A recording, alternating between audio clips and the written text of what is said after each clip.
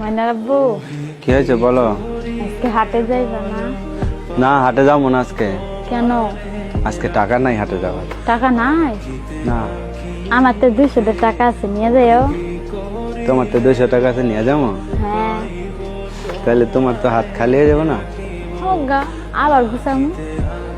হাটেতে কি আনতে হবে? তরকারি আনা লাগবে। আর কিছু না? না, আর তেল মেলা আছে।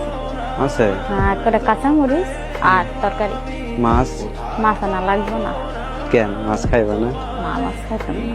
মাছ খাইতে না? না। টাকা নাই দেখা কইতেছ? হ্যাঁ, হ্যাঁ, টাকা নাই।